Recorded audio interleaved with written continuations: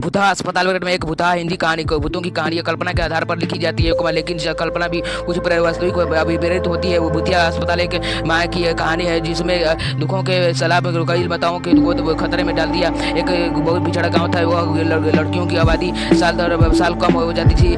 गाँव के अंदर ज़्यादातर लोग लड़का पैदा करने को और मानते थे, और वहीं दूसरी तरफ यदि किसी घर में कन्या पैदा हो जाती तो उससे इन भावना से देखा लगते थे। उसी गाँव में एक 4 भाइयों की एक परिवार रहता था। सभी भाइयों की शादी हो चुकी थी, लेकिन 3 भाई जो सबसे बड़े थे उनके औलादों में केवल लड़कियां ही पूछी। पूरा खानदान लड़की ही आस लगाए हुए थे बैठा था। तभी उन्हें एक दिन छोटी बहू जिसका नाम सीमा था उनके गर्भवती होने की खबर मिलती है। पूरे परिवार में खुशियों की उमंग छा जाती है। सभी लोग लड़का पैदा करवाने के इंतजार में छोटी बहू खूब ख्याल रखते हैं। सीमा का अंतिम अनिल को चोरी कपड़े धुना की दुकान चलाता था। वह अपने भी बच्चे को बेसब्री से इंतजार करता है। परिवार के सब लोग जानना चाहते हैं कि सीमा के गर्भ में लड़का हो या लड़की।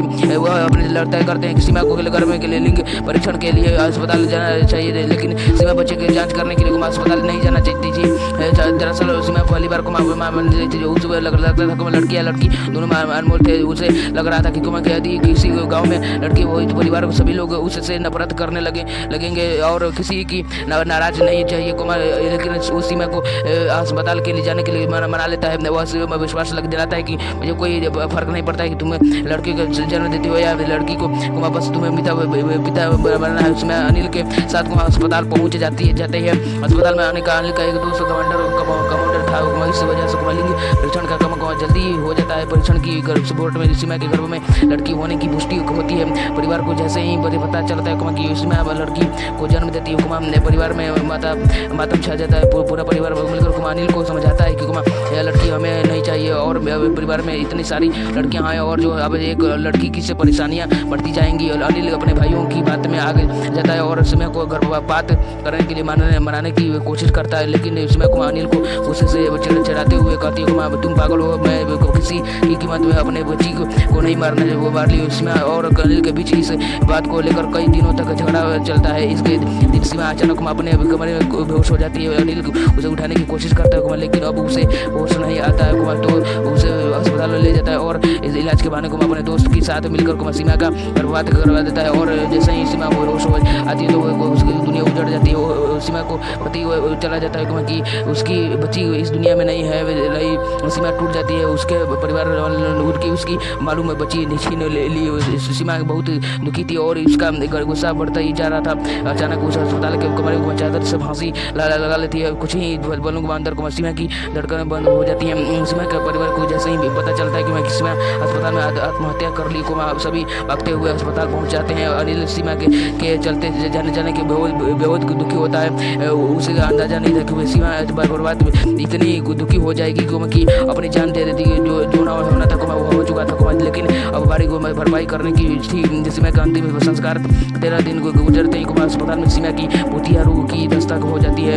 डिलीवरी वार्डों का भर्ती बच्चों को अचानक अपने बिस्तर से नीचे गिरने लगते हैं। लोगों को समझ में नहीं आती एक साथ सभी बच्चों को नीचे कैसे गिर। हालांकि बच्चों को ज़्यादा चोट नहीं आती, लेकिन वह घटना मरीजों के अंदर भूतिया डर बढ़ाने के लिए काफ़ी थी। इसका अंदर का अस्पताल की भूत होने की अफवाह तेजी से फैलने लगती है और लोग इस भूतिया अस्पताल को आने लगते हैं। अस्पताल में एक औरत बच्चे के जन्म समय को आपातकालीन हालत में एम्बुलेंस में अस्पताल पहुंची थी और औरत की गंभीर इसलिए वो अस्पताल के कमांडर को तुरंत स्ट्रेचर में उठाकर जाने लगते हैं। लेकिन वह उनके हाथ में छूटकर हवा में लटक जाती है। उसे देख वह मौजूद डर की वजह से इधर उधर भागने लगते हैं और कुछ ही समय वह ऊपर से नीचे गिरती है और उसे एक सर में जोरदार चोट लग जाती है जिससे उसकी जान चली जाती है। एक माँ को सीमा के गुस्से को भेंट चढ़ चुकी थी। अस्पताल में रहस्यमय तरीके मौत अखबारों की सुर्खियां बन जाती है और देखते ही देखते अस्पताल को बंद करने की बात होने लगती है। लेकिन शहर में इससे बड़ा अस्पताल दूसरे का कोई नहीं था। इसे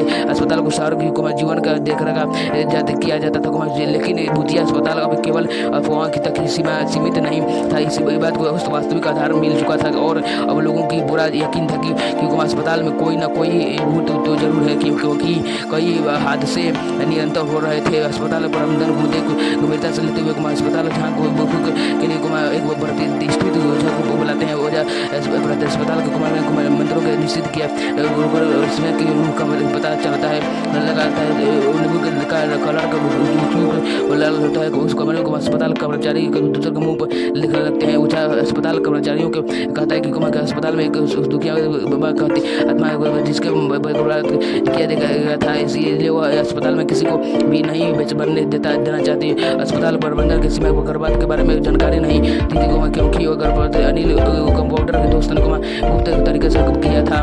सच्चाई का पता लगाने के लिए ओझा मंत्र शक्ति बुलाने लगता है। समय को उत्साह आने की चीज़ों में इधर उधर बिखरने लगती है। टेबल कुर्सियाँ पलट जाती हैं और अचानक वो कंपाउंडर जिसने समय का गर्भपात किया था उसका हरकतें करने लगता है। उसके अंदर स्वर्ग बच जाते हैं। ओझा तुरंत अपने बालों के पकड़कर वो बैठने की लगता है। दरअसल ओझा चल जाता है। सीमा को काउंटर अंदर आ जाता है क्योंकि वो सीमा की रूह कुछ होता है तो वो तुम्हारा गर्भपात किया था वो में से कानून सजा दिलवाएंगे, लेकिन इनका मनुष्य हत्या करो मत करो। तो एक काउंटर जिससे अंदर सीमा की रूह सजाई कमाई अपना लेकर चिल्लाता है अजय की दोनों को बची जिंदगी को छीन मेरे सुरलाल की पूरा परिवार भी जिम्मेदार है। तब तक सब तक इनको गुनाहों की सजा नहीं मिलेगी, तब तक मैं अस्पताल में ही किसी को चैन से नहीं रहने दूंगी। अस्पताल में प्रबंधन के अपने उस कमांडर का सारा बयान रिकॉर्ड कर दिया जाता है। इसे एक ऑर्डर के दौरान कमांडर के एक कैंची लेकर अपने गले में घुसेड़ लेती है देता है और तुरंत जमीन पर गिर जाता है। लगता है वो जब भूतिया आत्मा का इतना विकराल रूप देखकर कुछ पल के लिए समझ जाता है। तभी अस्पताल के कमांडर के अपने अस्पताल कक्ष में ले जाता है। तभी किस्मत तो लड़ असबा हो जाता है। सीमा कमांडर से बहुत बदला ले दिया है। तब अभी बारी अनिल और उसके परिवार का कमांडर की हत्या से ममता पुलिस का संज्ञान को आता है और एक बार की बात अनिल और परिवार के सभी सदस्यों को सीमा के गर्भपात के जुड़न में गिरफ्तार कर ली जाती है, जिससे कहीं ना कहीं सीमा की आत्मा को शांति मिलती है और अस्पताल में सीमा की का साया गायब हो जाता है। और इसी के साथ ही भूतिया अस्पताल की हिंदी हॉरर स्टोरी समाप्त हो जाती है। और दोस्तों मेरे चैनल पर और मेरे चैनल को लाइक और सब्सक्राइब जरूर करें। धन्यवाद के लिए। ऐसे मैं कुछ कहना चाह रहा हूँ, बस 2 मिनट लेना चाह रहा हूँ आप लोग का। बस मैं ये कहना चाह रहा हूँ 2-3 मिनट ले रहा हूँ आप लोग का, 2-3 मिनट ले रहा हूँ आप लोग का। इसलिए मैं कहना चाह रहा हूँ कि आप लोग कैसे हैं ये मुझे कमेंट बॉक्स में पर आप बात ये बताना होगा। और मेरी वीडियो कैसी लग रही है आप लोगों को ये मुझे आप लोगों को बताना होगा मेरे कमेंट बॉक्स में। समझे, आप कमेंट बॉक्स में बताएंगे तो मुझे पसंद आएगा कि हाँ कि मेरी वीडियो आप लोगों को कुछ पसंद तो आ रही है। मैं जो बना रहा हूँ वीडियो हिंदी वीडियो आप लोगों को पसंद तो आ रही है, इसलिए मेरे वीडियो को पहली बार है तो मेरे वीडियो को और चैनल को भी सब्सक्राइब कर लीजिएगा, सपोर्ट कीजिएगा। थोड़ा सा सपोर्ट करेंगे, समर्थन करेंगे तो मैं समझूंगा कि हाँ मैं कुछ अच्छा बना रहा हूँ, अच्छा बनाने की कोशिश कर रहा हूँ, आप लोगों को कुछ सिखाने की कोशिश कर रहा हूँ। मैं ज़्यादा कुछ कहना तो नहीं चाह रहा हूँ, बस ये कहना चाह रहा हूँ कि आप लोगों से छोटा सा रिक्वेस्ट होगा, और रिक्वेस्ट नहीं प्रश्न है, थोड़ा सा एक क्वेश्चन है आप लोगों से। क्वेश्चन ये है कि what is motivational story. Motivational story क्या होती है, मोटिवेट क्या होता है हम लोग, मतलब कि मोटिवेशनल स्टोरी क्या होती है आप लोग मुझे कमेंट बॉक्स में जरूर बताइए। मोटिवेशन हम लोग क्यों होते हैं, मोटिवेट किस लिए हम लोग चाहते हैं कि हम लोग मोटिवेट करें। मैं बता दूँ मोटिवेट क्यों होते हैं, मोटिवेशनल स्टोरी क्या होती है। मोटिवेट इसलिए होता है कि हम कभी भी कोई काम करते हैं इसलिए हम लोग उस काम के प्रति मन नहीं लगता है हम लोग का, मतलब उस काम में हमको हम लोग का अच्छा नहीं लगता है, मन कभी नहीं लगता है, इसलिए हम लोग मोटिवेट होते हैं। किसी स्टोरी के जरा कोई बात सुनकर या फिर कोई मोटिवेशनल वीडियो देखकर या फिर कोई भी देखकर हम लोग मोटिवेट होते हैं। इसलिए मोटिवेट इसलिए होते हैं कैसे ऐसे हम लोग मोटिवेट होकर उस काम को करें, अच्छे से काम करें। इसलिए मैं यहीं तक कहना चाह रहा हूँ कि मैंने मोटिवेशनल स्टोरी ये होती है कि कोई हमको नया सिखाती है, उनको किसी काम के प्रति चलने के लिए सिखाती है, बस यही है मोटिवेशनल स्टोरी। मैं कुछ कहना चाहूँ कि मेरे वीडियो को एक लाइक कर दीजिए और लाइक करने के साथ चैनल का सब्सक्राइब का बटन दिखाई दे रहा है ना, चैनल के सब्सक्राइब के बटन पर क्लिक करके बेल नोटिफिकेशन के ऑल पर क्लिक कर लीजिए। ऐसे नोटिफिकेशन के ऑल नोटिफिकेशन हर वीडियो आप लोग मिलेगी। बस इतना ही।